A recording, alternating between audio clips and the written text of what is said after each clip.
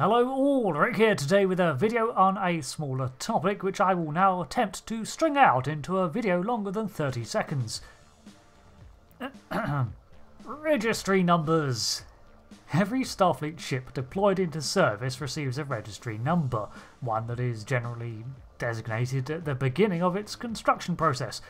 When a new ship in the line is needed, usually a number or series is bookmarked for that ship's class, and the prototype receives the initially picked registry number.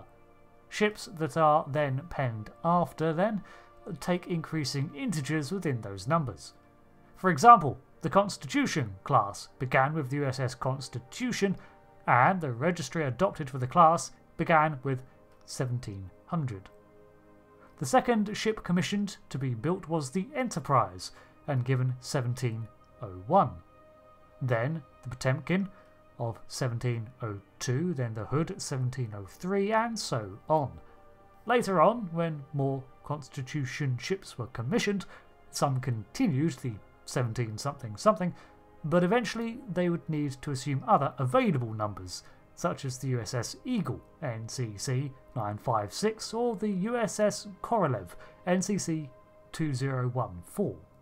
You can use the registry number to get an estimate for a ship's placement in the timeline, but that's not always accurate because of numerous factors.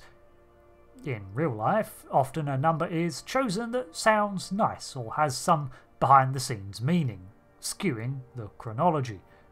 In universe, however, reasons include the existence of legacy registries, and as a ship line enters the design phase, it can bookmark a number and effectively reserve a series of registries while other ships are made, picking others after it. And ship lifespans vary wildly too. Additionally, ships can be registered and name changed with overhauls or reassignments, and although this last one is rarer, all of these factors stack up over time and lead to a less streamlined identification process than you may suspect. In general, however, double digits is pre-Federation, 3 to 4 is early Federation, 4 is the early 24th century, 5 digits is 24th onwards, but as said, take it with a grain of salt. In real life, the N.C.C. prefix ahead of the registry number came about mostly on a whim. Matt Jeffries picked the N.C.C. based on the U.S. registry, meaning Navy and Commercial, while the second C was added simply to differentiate it. Additionally, CCC is a Russian designation, so having the N.C.C. sort of hinted at a unity of the planet in its design lineage. In Trek lore, however, there has never been a designation assigned to the N.C.C. prefix, and even apocryphal works treat this at arm's length. The most commonly accepted term is Naval Construction Contract, followed by the registry to identify the vessel even before it's christened with a name. However, this is technically an assumption by the fandom that seems to have just crept into accepted knowledge. NX is seen uniquely on the prototypes of a Starfleet ship, and used to designate that class as not technically a serving vessel just yet, but one that is acting as a testbed for the ship of the line. If the N in NCC stands for Naval, then it's assumed that NX means Naval Experiment. But then why not NE? In my assumption, I think it's simply used in place of the CC as a crossed out placeholder, a signifier that this particular vessel is not yet an active class, may never be so, or is not to be considered as such for deployment purposes. We do see that the NX registry is often swapped out when a ship does enter full service, such as the prototype U.S.S. Excelsior NX 2000 being re-registered N.C.C. 2000 after the Excelsior line entered full production. We have also seen the prefix NA recently, which I assume stands for Naval Automated or Artificial something like this, as it was an indicator for the fully automated but short-lived Texas-class starships in 2381.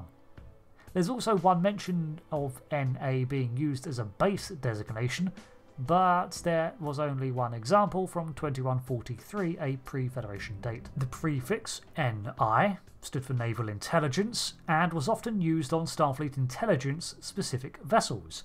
However, these were rare, as Starfleet Intelligence was a sanctioned part of the fleet and operated on standard craft when needed. There was also the prefix NCIA, which was used exclusively by the Black Ops Group Section 31, back when they had more official ties to Starfleet and operated their own stealth ships. Breakdowns on what this stands for are speculative at best.